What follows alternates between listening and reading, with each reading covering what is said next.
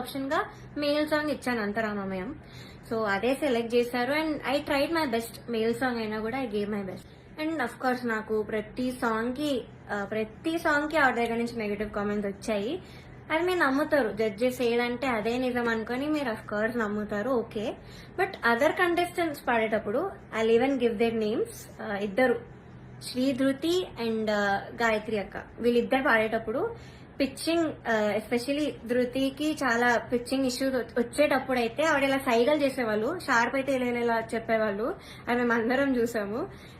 గాయత్రి అక్క కూడా షార్ప్ అయితే ఇలా కింద కింద ఫ్లాట్ బాడ్ అని చెప్పేవాళ్ళు. మొన్న కూడా అయింది అది.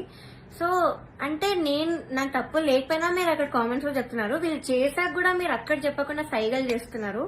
సో అక్కడ నాకు నా మీద ఎందుకో గ్రడ్జ్ పెట్టుకున్నారని కూడా అర్థమైంది. చంద్రబోస్ గారు, we all know he's a lyricist. So ఆయన రెస్పాన్సిబిలిటీ, లిరిక్స్ తప్పులుంటే ఆయన చెప్పాలి.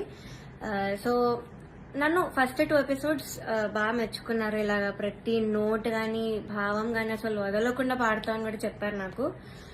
అయితే రాముడు రౌండ్ లో వీళ్ళందరు ట్రూ కలర్స్ అన్ని బయటపడ్డాయి. ఫస్ట్ సునీత గారు నేను చెప్పినట్టు మైక్ లో మాట్లాడేశారు, ఇండియన్స్ ఉన్నాయని నాకు తెలియక.